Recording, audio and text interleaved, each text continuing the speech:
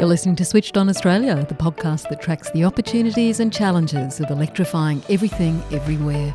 Switched On is brought to you by the publishers of Renew Economy, Australia's best informed, most read website focusing on the green energy transition, and is supported by Boundless Earth, using philanthropy, investment and direct advocacy to help Australia become a global force in a decarbonised world. Hello and welcome to another Switched On Australia podcast. I'm Anne Delaney. The pressure on states to ban new gas connections and phase out existing gas is growing. As you've no doubt heard, Victoria, the largest user of residential gas, recently announced it will ban new connections from January 2024. The ACT was the first to announce bans on new builds that will come into effect in November. And existing connections will be phased out in the ACT by 2045. The gas industry has, unsurprisingly, opposed the move. But in Western Australia, it's a gas company that has made the decision to cut the gas network to a regional community on the south coast. That's not just new builds, but all existing connections. They made a business decision that it was no longer viable for them to continue supplying gas to the town of Esperance. The government was able to broker a deal to keep the gas pipeline open for a year while the town transitioned off gas. And at the end of March this year, the gas stopped flowing. 75% of the 400 households and businesses in Esperance that were connected to gas have now transitioned to all-electric appliances. The others are connected to bottle gas. The job of transitioning the community was left to the state-owned utility company, which services remote and regional communities, Horizon Power. The CEO of Horizon Power is Stephanie Unwin. Stephanie Unwin, thanks very much for joining the Switched On podcast. My pleasure. Can you start by painting a bit of a picture of Esperance for those of us who don't know the area? Where is it and what sort of a community is it? Yeah, so Esperance is down south, as we call it. So it's about 720 kilometres southeast of Perth, and it's a seaside community, but it also has a lot of agriculture. It's a typically agriculture town, but also responds really strongly to some of the emerging minerals areas, and has a really strong local Indigenous population as well, the Esperance Dallyruck, who are very proud cultural owners. Yeah, so an interesting town, and it's got probably about 10 to 12,000 residents who live there. Okay. And so what was the nature of the community's energy sources up until very recently? What was gas primarily used for? Yeah, so look, up until really recently, the energy mix in Esperance was predominantly gas, and it came from a distributed or a pipeline. And that pipeline then had a distribution network that went out to a bunch of customers. And what happened a couple of years ago is that we started to look at that energy system with a view to transition it to cleaner, greener, to try and expand the footprint of wind, to ensure we brought solar online, and that we only then use gas as the fill-in source of fuel. And what that meant was that the economics for the owner of that gas distribution network company were fundamentally changed because it was not the winner in the contract to supply gas into that mix going forward. Just going back to the response of the community when it was first announced that the gas pipeline would be stopping, what was the response of the community? Because I presume there were some concerns about what was going to happen. Yeah, and imagine the scenario yourself. If you're used to your gas hot plates, your gas heating, your gas hot gas water, cooktop. Yep, exactly. Imagine, and I know how I would feel if I was told, look, I won't be able to have gas going forward. And so, yes, there was legitimate and quite widespread concern in the community that something that's very important to it, that it relies on for its quality of life and businesses, would no longer be there. And that we had a deadline. We managed to secure 1 year in order to change that scenario for everybody and give them a good solution. But yes, there was genuine concern in the community. And, I recall going down to community events to, discuss it with the community head on. yes, we've got an issue, but we're here to make sure we provide you all with a good outcome, and you will get an energy solution within the year. And stay with us because we're creating the process now to get that done. So I feel like over the course of a number of engagements, the community took comfort from the fact that we were there standing beside them as a government-owned utility, where the government had assured that it would provide a funding package for this to go ahead. And I feel that some comfort was taken from that. And then they allowed us, therefore, to have the breathing space to quickly come up with a good process to then engage in, all right, what does this look like for me? So how crucial do you think in the transition was the money? Yeah, yeah, very. Because people, Um, they would have had to buy new appliances to replace their gas appliances. yeah, so absolutely. And, in this case, our state government said, look, we're not going to leave you without an energy solution. So we're going to stand behind that and we will fund all affected customers to make sure that they would have an alternative to the gas that was on at the moment, and that was backed, by let's call it like for like Hmm. replacement, which said if you've got an appliance of, you've got a cooktop, you get a cooktop that is hopefully that either the same brand but the same configuration. And I think customers took real comfort that they weren't being left high and dry and having to come up with the money to support that change as well. So you weren't just paying subsidies; you were actually paying a direct fee for people to replace their appliances. Yeah, so we direct paid the trades, for example. So the way that it worked for our residential customers is that they had their equipment needs assessed, and then we had a very simple process that enabled them to select the like for like appliances and engage the trades, but we would then direct pay the trades to make sure that no one was left with the I guess the hassle of having to make sure that people were paid and followed up on. So we did that part of the equation, which worked extremely well for the trades. So from the trades perspective, we had weekly personalised schedules for them that said where in the stage all of their customers were at who had selected them to do the work. And then we made sure they were paid on a very short cycle. So it was great business actually for the trades that worked with us because they didn't have the hassle of having to follow up people for payment. Well, one of the issues, certainly in a lot of areas in Australia, is actually getting trades to do this kind of work, and, Yes. and Yep. especially to electrify. How difficult was it for Yeah. you to get the trades to do the work? So we certainly saw that as a critical issue in the success of the transition in the time frame that we had. So we had exactly 1 year, and we went to great lengths to make sure that we had local trades involved. In fact, my recollection is about 88% of all of the work went to local trades, and we also had one additional trade that came from Perth as a supplementary to make sure that the work was done on time. But it was really pleasing, and I went down personally to meet one of the local gas fitters and one of the local electrician companies, and it was just so pleasing to see great local businesses getting supported.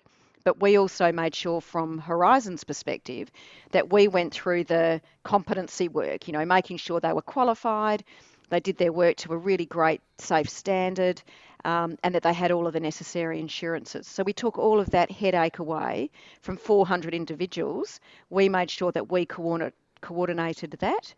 And we also found too that there was great trust in the local trades and that our customers at the end of it made a lot of their decisions based on the information the local trades gave them. So a really important part was also helping those local trades be educated in these new things like heat pumps and, the induction cooktops and the like.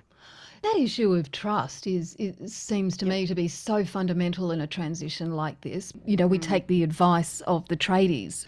So the education of tradies, you must have had to have done all of that really fast and, Yeah. and got the staff on board. Yeah, and something else that we created a dedicated project team who in effect relocated to Esperance for probably about 7 months of this project. Thinking through that, the first few months were actually set up customer centered design, getting all of the the mechanics in place up front. But then once we got to dealing with customers, it was self-evident very quickly that it had to be one-on-one personal. You've got to walk people through the process and Mm. really engage really deeply. But that education and trust was key. And what we noticed was that when we brought a celebrity chef from Perth down to Esperance to do a cooking demonstration on induction. And really interestingly, after we did that, we had quite a spike in customers saying, "Oh, I get this thing now. That looks really cool. I'd actually like to go with induction." So education was That's key. That's really interesting because the suggestion is now that the cooktop is the gateway decision for a lot of people Yeah. to get off gas. Yeah. And the other great part about this, and I hope we'll be able to come out with data over time, but obviously we've got to get people to say yes to sharing it because it's confidential and private to them. But we're also really convinced that there'll be quite decent energy savings on their bills from going to electric outcomes rather than gas. And in Because they're some more cases, efficient, energy yeah, efficient. yeah. And so it's cheaper overall if your heating and cooling is done through electric appliances for most residential customers. So I'm looking forward to trying to get data probably over the next year that backs that assertion up. But anecdotally, I'm told people are better off already, and it's a reasonable amount. So when you think about cost of living pressures now, how great that out of adversity, having something taken away from you, you actually get great new appliances that are efficient, but get more share of Mm, wallet, to go and spend back more in bang for your in the buck. town. Yeah. Yeah, and that's what we're all about: vibrant communities and helping communities feel that they're really supported. So there was a great outcome as well in terms of uh, more money in your own hip pocket. And is that the feedback that you're getting from the community Yeah, now yeah. about the So cost, it, cost savings? yeah, absolutely. And we engage regularly with a bunch of customers, and I've got to go and meet a couple who were initially quite opposed to this idea and were really upset about the impact on them, who are now really, really happy with the solutions they've got, but also are starting to feel that they're getting savings. So it has been pretty nice from that perspective. Were there certain sections of the community that were more difficult to transition off the gas into the new appliances? I was in particular thinking about landlords with property investments. Yeah, Was there yeah. any reluctance there? Well, look, whether it was reluctance or just hard to contact people. So, from a privacy perspective, you can't just get a database of every customer that's affected. So we had to spend quite a lot of the upfront time actually just identifying who was at the end of this distribution network. And so landlords are often absent. They're not in the town, so they're not coming down to see Mm, community events or local notice boards and the like. And trying to identify every customer who was affected took us quite some time. But once we were able to maintain or to get contact, I think there was also a bit of a burning platform here. We only had a year. We made it really clear mm. there were no extensions. So it was absolutely critical that every household who was affected got to transition on their terms and with their choices. So what we probably found the bigger issue was in the business sector, not every customer could transition to electric, and a number had to stay, much higher proportion had to stay with like an LPG, so bottled gas. And Uh, what were the reasons there? so a couple, some of it was, for example, because their appliances, so say big grain drying businesses rely heavily on gas to get the heat, and Mm, also laundromats and things who are supporting, hotel washing and the like. The appliances that you need in those sorts of businesses are not yet electric in the way that is efficient, and they need to come out. So what we'll see over the next, I guess, 5 or so years is or much less, more, actually. yeah, Or well, less less, it depending on seems. it's all, sometimes though it is up to the manufacturer of those appliances in those industries to be leading the charge. And we're takers of their products. I think the other part too that was interesting is that some of the infrastructure upgrades just couldn't be done in the time frame we had left. Mm. And for those businesses, they've had to go with an LPG outcome, and that's probably where they'll stay. But we had, of the resi customers, 75% chose to go to a fully electric alternative, which is really high. When you actually think about it, the announcement was made in September 2021, and you've delivered this March 2023. That's Yep. not long, really, is it? Yeah, yeah, absolutely. And so, and bear this in mind. You see that there is a lot of interest in reducing reliance on gas, and entire, states or communities are talking about getting out of gas by a date. Now, as I said to you, we had a year to get this in place. That is not a lot of time, and we had 400 odd customers to transition. So when you're Mm. starting to talk multiples of that and very significant multiples, you cannot underestimate the difficulty from a logistics perspective. Mm. So, looking at how this can be a bit of a pilot for other communities in Australia, is that going to be an issue when the communities get bigger and more people have to transition?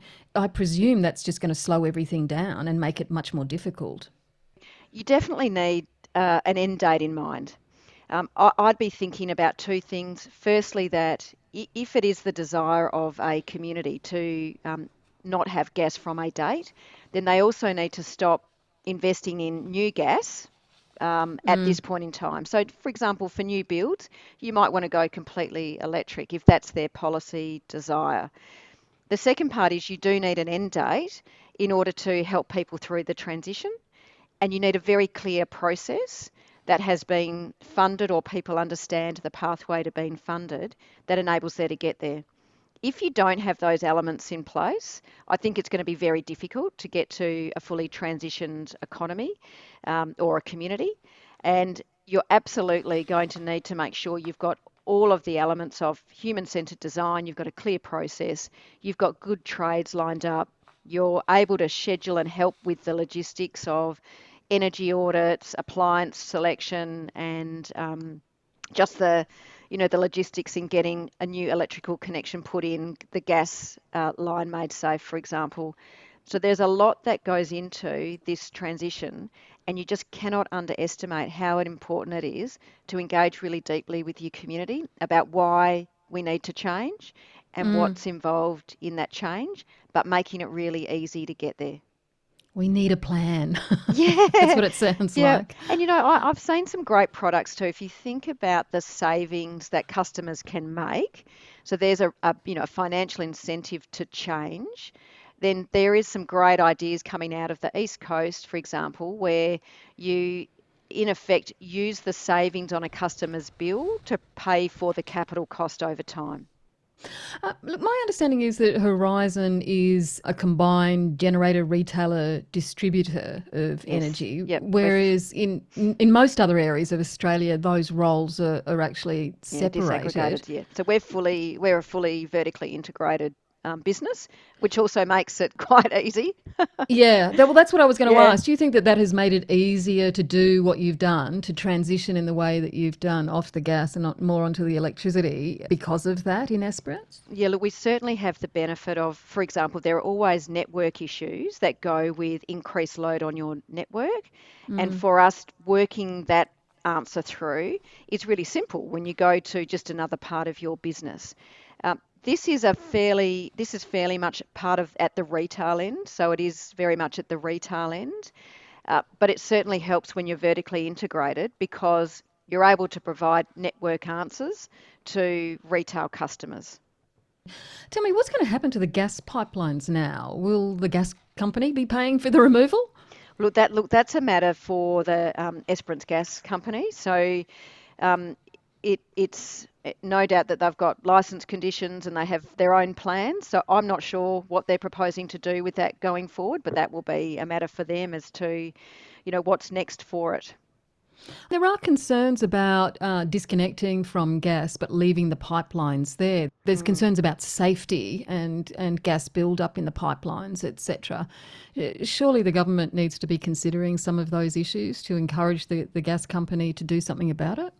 Look, I understand there are really clear license conditions about making safe, and I'm sure that the regulators will be looking at the company to make sure it honours its obligations there. So, Stephanie, tell me, how much did it all cost to pull off this transition?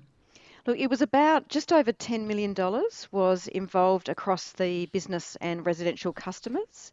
And that was about, as I said, around 400 properties that were affected, some more than others, depending on the nature of their issues. So it was about $10 million for the 400 properties. You're listening to the Switched On Australia podcast, and my guest today is Stephanie Unwin, the CEO of Horizon Power in Western Australia. And we're talking about how the town of Esperance on the south coast of WA has transitioned off gas in just 1 year after the local gas distribution company decided to pull out. But although the Esperance community has pretty much transitioned off network gas, the electricity grid that the town is serviced by is only 50% decarbonised. The other 50% is still powered by gas turbines. For us, it was the case of really strongly wanting to, pursue a great outcome for Esperance that was significantly higher in renewables than it currently had or it had at the time. And that meant that we still needed gas. So we were really trying for about a 50-50 outcome because the decision was made probably 3.5 years ago now.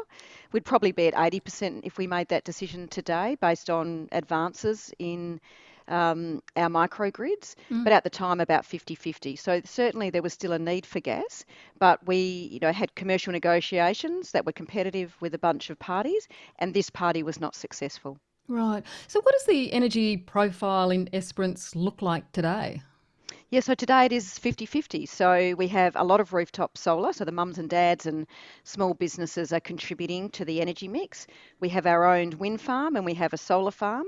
And then we also have backup gas generation. And we have a couple of batteries that also provide, the usual sort of frequency support and dealing with a whole bunch of, tricky system issues that happen when large loads come on quickly, as happens from the Esperance port, but also when wind drops off quickly or a cloud cover comes across and you're dealing with solar then not generating into the mix. So as I said, it's about 50-50 now, and 50% comes from renewable, a combination of wind and solar, and then the rest comes from gas. You did, though, fairly recently start a new gas plant to provide energy for the microgrid that services Esperance. Why did you do that? Well, so that was part of our 50-50 mix. So when we made the decision, 3.5 years ago to proceed with a much stronger renewables solution for Esperance, we still need backup. So we have days in Esperance where there is, significant cloud cover, so the solar farm doesn't work. And we also have days when the wind isn't generating when we need it to, or isn't generating because it's a really still day. So we still have this issue, as we do in all of our energy systems, about how you make green energy firm and how you provide for deep storage. 3.5 years ago, we didn't have sufficient answers for Esperance at a capital cost that was bearable in order to go, a stronger renewable proportion. We would like to expand that over time, though. To my mind, we can get to 80 to 90% now quite cost effectively, but we've still got to solve deep storage, as we call it, and that's quite different, as your community would know, or the audience would know. It's quite hard with lithium-ion batteries. It's not really their job.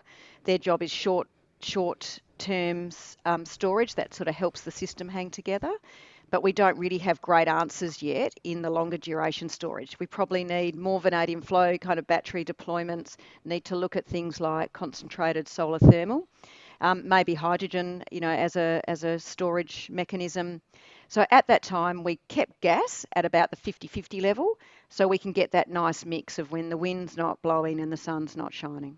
But everything's changed, even in those last 3 years since you made this decision, hasn't it? So yeah, look, it has. Yeah, we can definitely get to, we think about 80-20 now, and what I'd love to see, it's I guess it's a passion of mine, is that we keep investing strongly in the development of our storage technologies, and there's no one answer.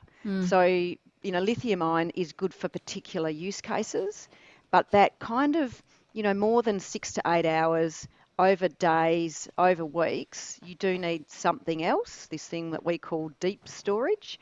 And there's going to be a range of technologies that still, they're known, but they're probably not at commercial deployment stage yet, that need to come into the mix to really get those systems up to a very reliable 80+%.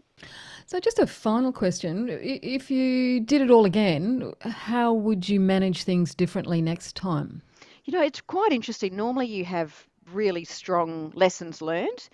This one, I'm so proud of our team because we went in really consciously with a community first, customer centred design process that really sought to engage with our local communities and our local trades. And I think that has actually been the reason this project was so successful. I think we had all but 3 or 4 customers able to transition in time, and the ones that didn't chose for either appliance reasons or business reasons not to. And I think with like 94% of our customers said they were really satisfied with the process. I actually can't think of an area that we would have done differently. In some customers' cases, we engaged over like 25 times to make sure they knew of the issue, were aware of all the steps they had to take, and then it was up to them to then work out what to do. But our project team did the most extraordinary job, and they're so invested in the community that I would say there's not much I would do differently here. Are there companies and communities on the East Coast who are consulting with you to know how you did it? Look, we're certainly seeing a lot of interest from the other at the ministerial level as each community or state is thinking about what's its stance on the energy transition. A number are looking at electrification and what electrification might mean for them. We've certainly been asked to speak on this topic either through our minister or in other forums quite regularly. And it looks like there's a lot of interest in how we did it and the lessons that we learnt. Because that's a very clear issue that is being thought about by the policymakers at this point in time. Well, it's going to be interesting maybe to have you back later on in the year and to see how things are actually going in Esperance. Yeah, well, we'd love to share the story because it's such a blueprint, isn't it, for It is. Electrification and this amazing transition that we're all grappling with. Absolutely. Stephanie Unwin, thanks so much for joining the Switched On podcast. It's my pleasure. Thank you. And Stephanie Unwin is the CEO of Horizon Power, the state-owned energy utility company in Western Australia that services remote and regional communities. That's it for today's Switched On podcast. Next time, I'll be talking to Alison Reeve from the Grattan Institute about their Getting Off Gas report.